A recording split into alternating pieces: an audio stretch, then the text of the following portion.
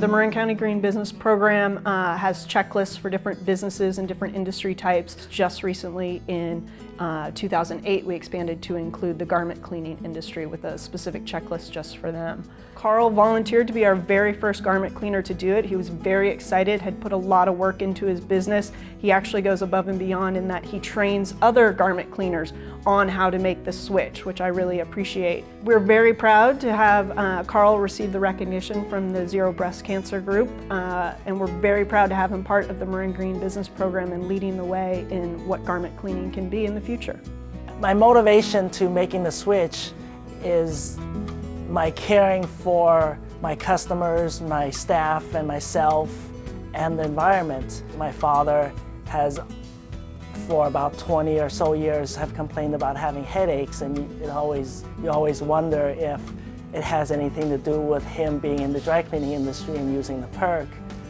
I have an uncle that passed away from cancer and an aunt that passed away from breast cancer, so it's just the right thing to do to try and eliminate as much solvents as you can, whether they are harmful or not harmful, because sometimes we don't know. We've been trained that you cannot put wools into water, that you cannot put silks into water, and the wet cleaning system that we do is a water-based solution. We have been trained that you cannot do this, yet I am proving that you can. And what we have forgotten is my ancestors in China and our neighboring countries in India and Pakistan have been cleaning clothes for thousands of years in water. Last year, as chair of the Assembly's Environmental Safety and Toxic Materials Committee, I jointly authored some groundbreaking legislation that got signed by the governor a few months ago, creating the first in the nation green chemistry policy.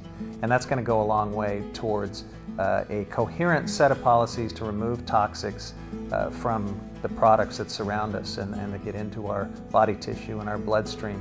But even before that bill was signed by Governor Schwarzenegger, Karl was already taking the perk out of his dry cleaning process.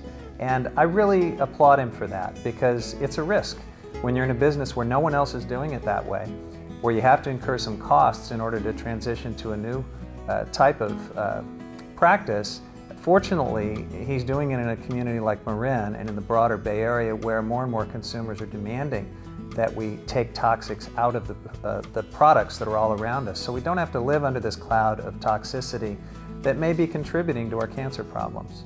I don't feel like an activist only because when I think of an activist, I think of people marching down the street with thousands of people creating a protest.